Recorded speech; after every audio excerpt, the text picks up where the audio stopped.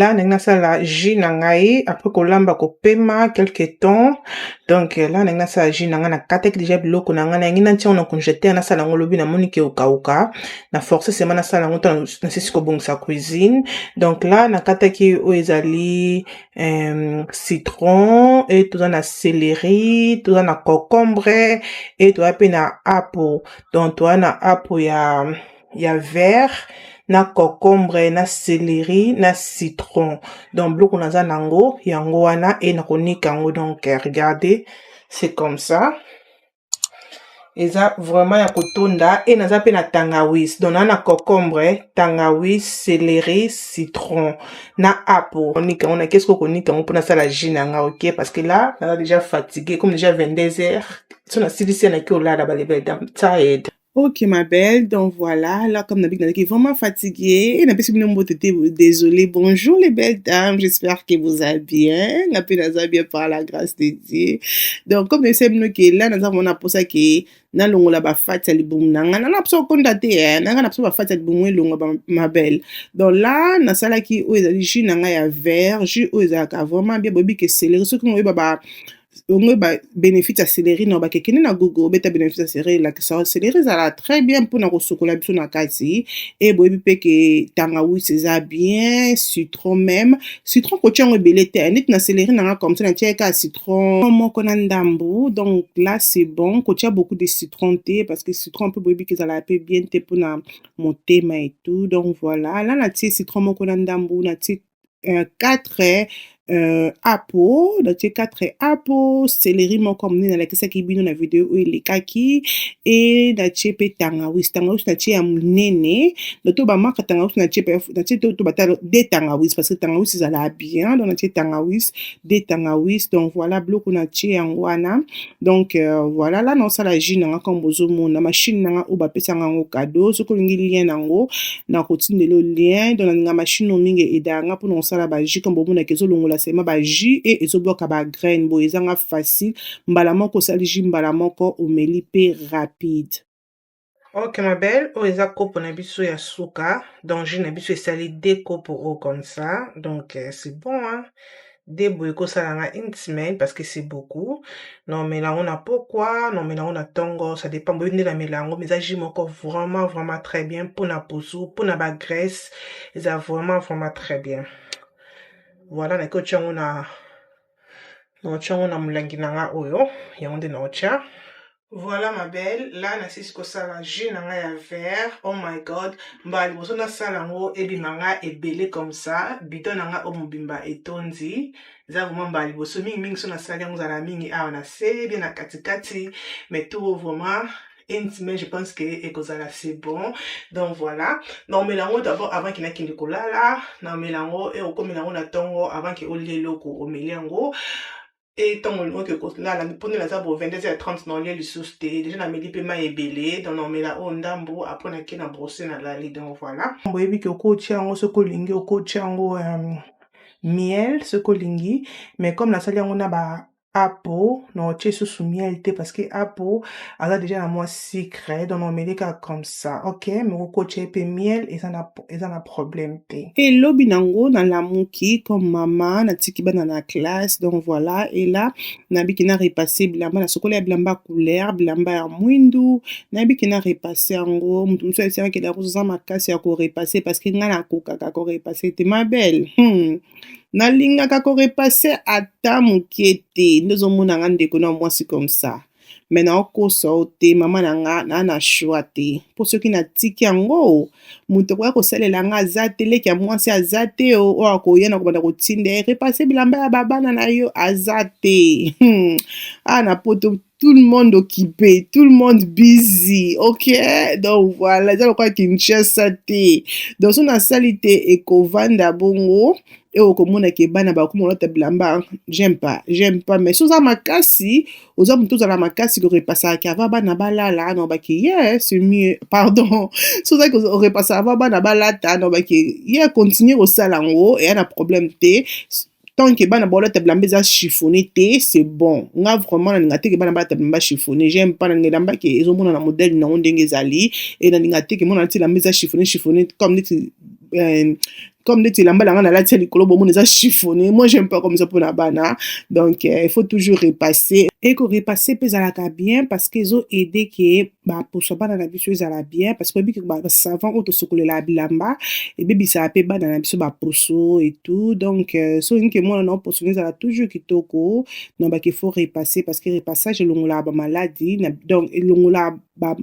maladie, si je peux dire ça na bilamba, si je peux dire ça this way, donc voilà. Et là on a repassé ka comme besoin et ça là on a repassé parce que on a bana miki so ki mikolo na nga na repassé te ma belle. Comme on sait que bilamba papa ba on a repassé et souté bilamba la nga ko tu na repassé na nga pe souté parce que nga mon bilamba la nga na ngo chiffonné te. Et mon ka bilamba la nga na tinda on a pressé na papa mon te ba sokoli est déjà repassé. On a repassé, on a repassé bilamba la nga na latara.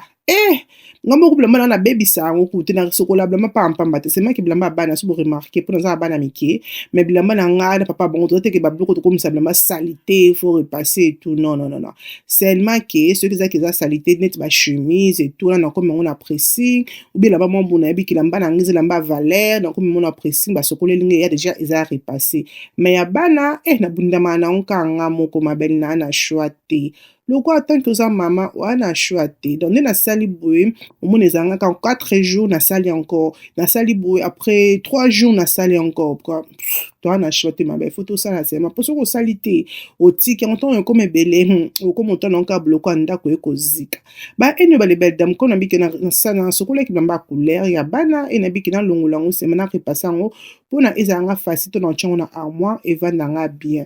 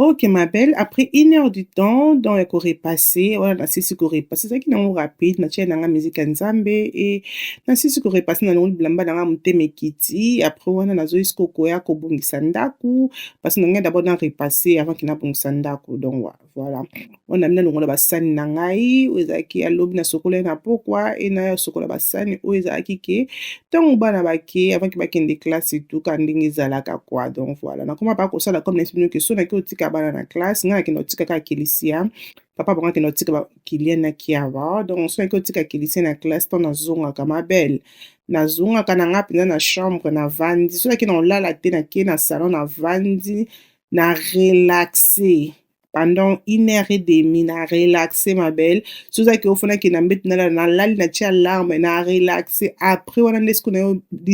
dans 12 heures il faut na télé na mbetu il faut la téma banda musala nanga parce que nga soka na ebite so bino pesa la ndenge mona nanga nga so to komika 12 heures 15 heures na mona ka lokwa na 1 heure de temps 15 heures ekoka donc so na komika 12 heures na mona heure comme okende mbangu na koka esulte donc on a ça la question na vandi na relaxer so ka to komika ba 12 heures faut déjà na ba ke non na mando sala musala nanga parce que non ko zo Kelicia parce que là heure comme okende ba fana ko zo kiawa ma belle viens au cabo il finit comme ya air na air dans la relation avec tika Kelicia ton nokoya na relaxer ti 11 heures peut-être 11h30 et na sali exercice na ngai après là na sokoli après là na komi ko sala nini na komi ko bongisa ndaku le temps que na ko zo Kelicia na 14h30 déjà ndako esili donc boya kutanda ko komi propre et tout musala esili pe na moi je suis fatigué mingi ti dans la relaxer donc voilà vie na c'est comme ça hein. vie nanga c'est comme ça ekilisa na bébé nzambe nanga bana nanga bakola mbangu bandeko koma mpe tour na bango osokola basani Yesu asalelanga namona ngai moko namona makambo Yesu asalelanga ngai moko nayebi ngai moko nayebi makambo Yesu asalelanga kumama yawe mbotikanga nayembela nzambe yo olamu namona elongolanga na libulu epesanga ntina na miso ya bato nalobi ye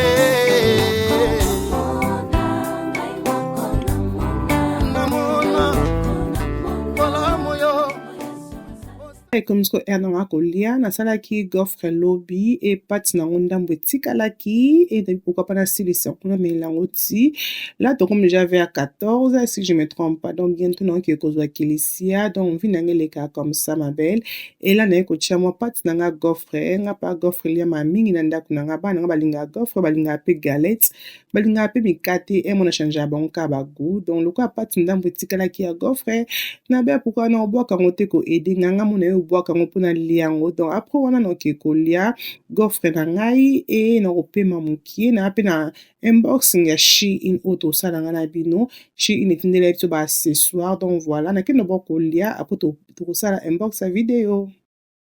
Ok ma belle, après aussi ça me sala nanga na ba accessoire nanga ya Shein on a la bino tout le monde on a bino ensemble donc voilà na sac nanga ici tout le monde que ça comme déjà pour fongama donc déjà na fongo nango et donc ali bosso on a nango na boots na biso bozo mona comme ça boot na biso ya ba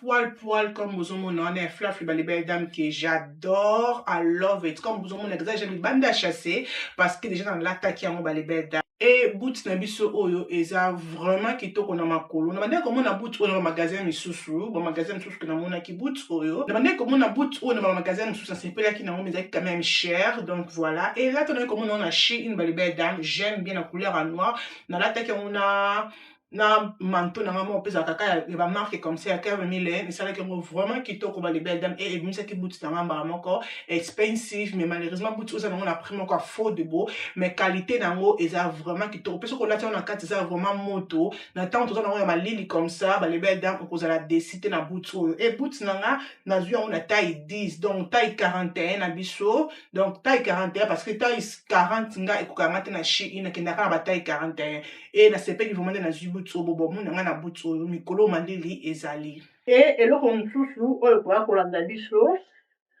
tokotala naza na oyo eza accessoire naza na oyo ezali na chapeau nanga na couleur ya burgundy batie kaka mwa motema wana comme bozomona là naza na chapeau nanga nga nalinga mingi bachapeau nalinga mingi bachapeau balebelde un chapeau yango mpeza kitoko oui ya like c'est joli j'aime bien evandi kitoko na mutu donc voilà et boyebi ke couleur na biso ya burgundy comme ça vraiment na temps ezaka eloko mosusu oza ke suki nange eza salite mpo vikinga suki nange eza ya mikuse suki nanga soki eza salite nakoki osala yango te na suki ya chapeau na tie et nakie course mon vite fait nga alinga bachapeau et j'aime bien couleur c'est vraiment joli toza na oyo ezali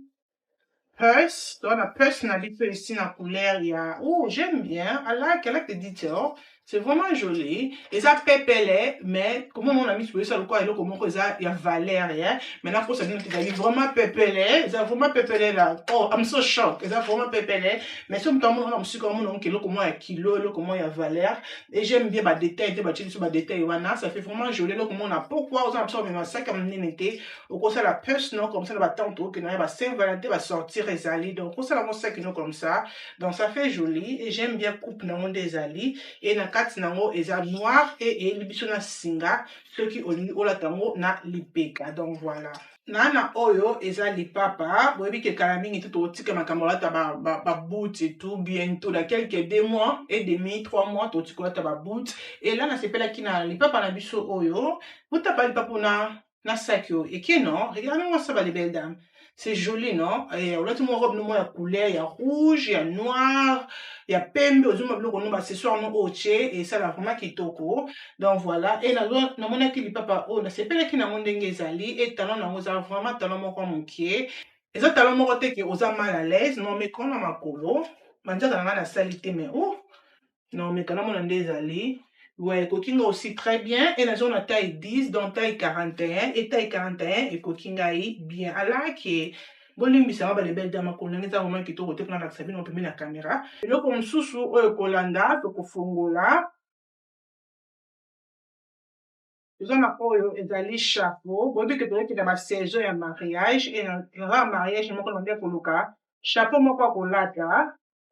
Accessoire oyo nasepelaki nango nengeka na couleur ya cream, mais ça c'est eza gold. Couleur oyo batindi eza cream te, eza gold. Donc ça vient comme ça, et eza na ba pince wana mibale na kati, soki olingi opensa ngo mpona ekweya te, parce que so olati yango sanki ekopensa ngo ekokweya. Donc eza eloko moko comme ça, soki olati yango eloko moko comme ça pour la mariage, eloko moko ya civil, ozoke mariage cérémonie église, eloko moko comme ça la ka kitoko na mutu. Donc voilà, na biki na tante comme presque ba tamba fête ya mariage, biloko comme cher, moi na isute ba couleur olingi. Donc voilà, na utiliser ngo j'aime.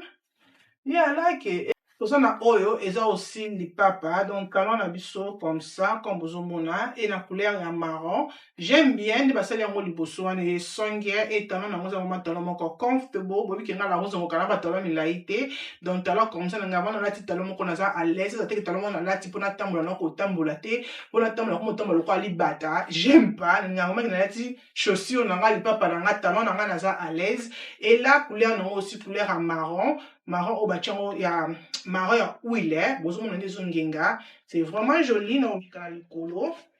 Yeah, I love it. Oh my god, ça c'est joli, pesa comfortable comparé à oya gold, mais ça là vraiment c'est joli et c'est comfortable na makolo. Tozana oyo ezali na saki na comme ça qui na zwaki. Ah yeah, c'est nice, j'aime bien. Oui, bah ça qui a comme ça là, toujours ça que vous voyager, on a pour sortir bloc comme tout dans quatre sacs na yo, et on a valise na c et au tchango j'aime, même si ça que vous qui ne le quoi parc, vous qui le quoi pique-nique, vous qui le quoi beach et tout, au coach même si vous qui de shopping, donc et vous des shopping, on a pour ça moi ça qui est simple, donc na quatre nango et ça on a maintenant singa nango pour la tourner les PK, et na quatre nango c'est comme ça qui me ça la couleur il y a tout ba pembe noir, oui, donc voilà, et ils appellent ba étirer de ba poche na kati wana, donc ça quand même munene na kati quoi, il y a comme munene na kati, et so tu bloc ebele bloc vraiment ko vendre, so ça maman mwana, maman bébé et obimaka, ça qui ils appellent très bien, j'aime vraiment, au quoi tant comme ça, bien quoi tomber na lipeka. Na zo qui peut o ezali lipapa na biso comme ça na taille 41, toujours dans mon toile la taille 41 o ekoko très bien, et ils ont la couleur il y a gold comme bozomona, et j'aime aussi, c'est simple mais c'est joli, bloc à bozala bien, même la temps on comme ça, aux en sortir na yo bloc à bozala kaka kitoko ba les belles dames, aussi une cloche non comme ça, aux vraiment à l'aise, donc tu sais c'est sûr non sucre kitoko, c'est joli, j'aime bien, donc voilà, et j'aime aussi notre micro ma on attendait que ça là, yes, I like it. I really like it. Yeah, gold. Oh, peut-être vraiment gold moi qui toko. Dans un les papa gold. Je pense pas que n'a pas sandal à gold, mais ça les papa thé à gold. Et j'aime bien, c'est joli. Et là parce que autre dans en haut, ils ont aussi les papa, bah les belles dames. Eh, n'a vu ma papa belle boy. On a que ça ma papa. On a que moi ils ont yasiko yo.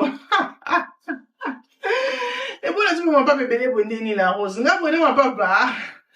Ok, bah, ben, bah, c'est vrai que tombola fait jouer à bientôt. Na muto se peine na li papa moko awa et kota la tombola. Donc tombola la roche chaud et jouer à bientôt. Mais j'aime bien ça. Couleur non, couleur à marron. Ou bien vraiment chocolate color. Des vraiment couleur mon marron qui toko comme bozomona. Vraiment joli. Li papa na biso c'est vraiment assez. Et na se peine de la chéri biso bangelingeli wana. Les bangelingeli à silvaté. Mais ça bangelingeli na couleur il y a marron. Ok. Oh vraiment je vais porter parce qu'il a été bleu quoi vous allez toujours bien même si on a vacances et tout na obombe encore parce que moi et koya toujours ok suka tongo kotana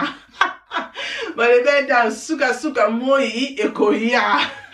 wa na makolo c'est joli ça vous me le comment à l'aise so là tu es vraiment à l'aise même si on bimio ça la talon on coach honnête na saki ou après air mon kolati hein Donc c'est vraiment joli na makolo et ekokinga aussi très bien. Donc na Shein ngai 41, pas de 40 parce que qui ba 40 mais kokanga même pas. Mais là ba 41 na bi que c'est bon. Voilà ba les benda ba ce soir on azaki nango pour na relaxer bino na Shein, ça ba ce soir on a libino. Donc voilà, j'espère que ba ce soir na ngai ata moko to mi balo se peli nango na kocha ba lien nango na se vidéo pe ko bossa na te la rose na code promo na kocha code promo na ngai pe na se ya vidéo. Zala abonner, aimer, partager vidéo et que ça la naïve bien makasi. Bisous. Bye.